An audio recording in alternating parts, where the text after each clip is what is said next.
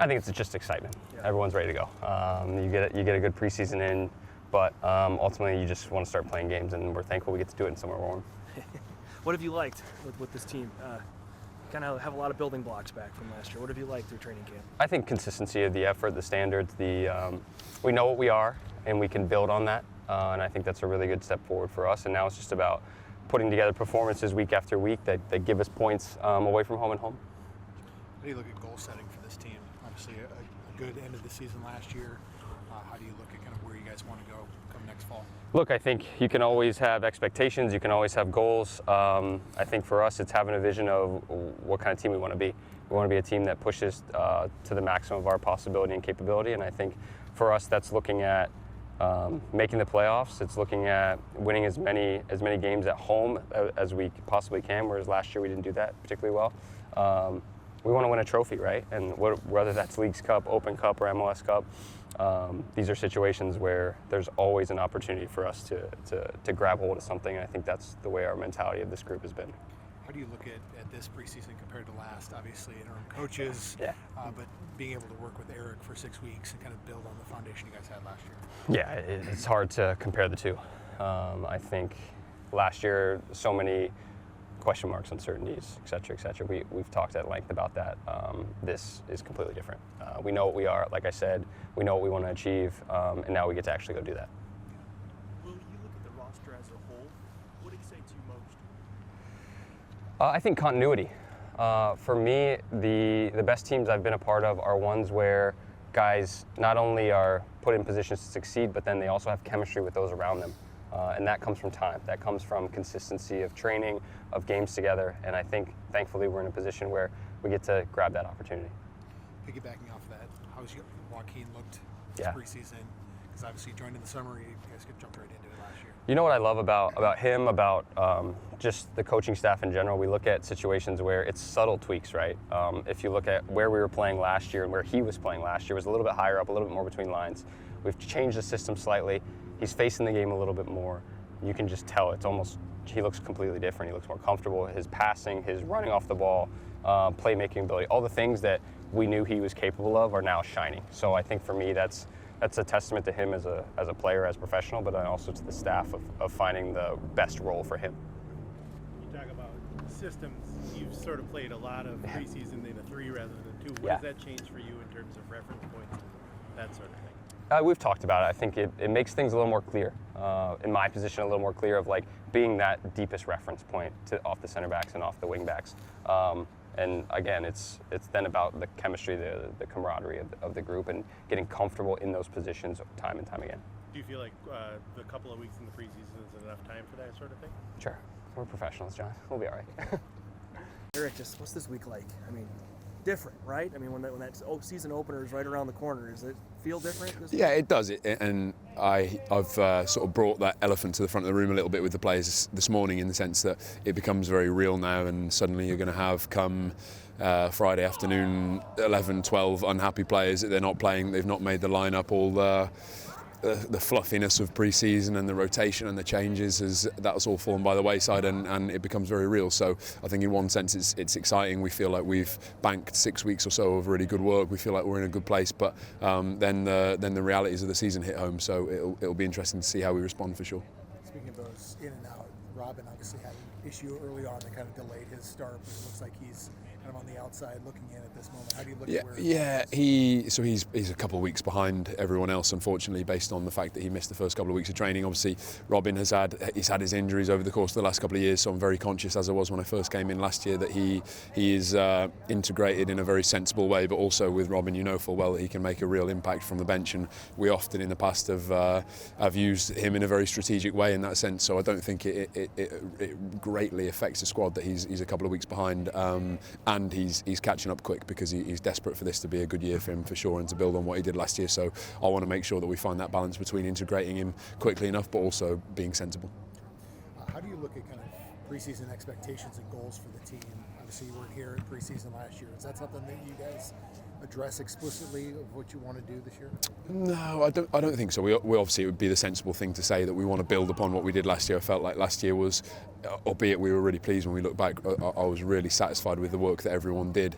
There were obviously some mitigating circumstances around our finish that we're keen to avoid this year. I feel like if we can avoid that middle period in a significant way, to an extent, it's always going to be tough, that middle period. I accept that there's a tournament coming. There is going to be some messiness again, but we do want to make sure that we have enough depth and we're really purposeful with how we address the summer. I think if we can do that, then every realistic expectation would be that we hopefully surpass what we did last year. But I'm not getting ahead of myself, and as a consequence, hopefully the group doesn't either. I want to make sure that we take each step at a time very sensibly. We're really purposeful with how we prepare for every game, and we take one at a time. You've tried out a number of sort of different setups in the preseason. Do you feel like this group is at a point where they can switch back and forth even during games and be able to sort of have that tactical maturity? Yeah, that's what we wanted from this preseason. I wanted to have the space that games without real consequence give you to make sure that we look as fluent as possible in a front two. I know full well that we can pick up what we did last year very easily because we worked so hard at it. I wanted to make sure that we can, within that system that we've played over preseason, press in various ways, and obviously we tried something different. I know it's tough for you guys to see at home with that camera angle that they give you for the Coachella tournament, but I can assure you we did try something different in the second half against New York, and to an extent there was a bit of self-inflicted pain, but that's what pre-season is about. I wanted to make sure that we were almost getting ahead of some of the changes that we might make as the season goes on or within games. So I feel like it's been a really productive pre-season in that sense. We've worked very solidly at playing with two forwards. We can very easily play with two 10s and a single number 9, and we can very easily press in a number of different ways. So I feel like when we look back, albeit it's not a perfect block of work, I think every coach would wish for more time, more opportunity to work with some of the new players, but I think it's been very solid for sure. Eric, coming out of pre-season, what do you like most about this roster? I think we've got flexibility built into the squad now, so we've got some exciting forwards with various attributes across the front line that we can use in different ways.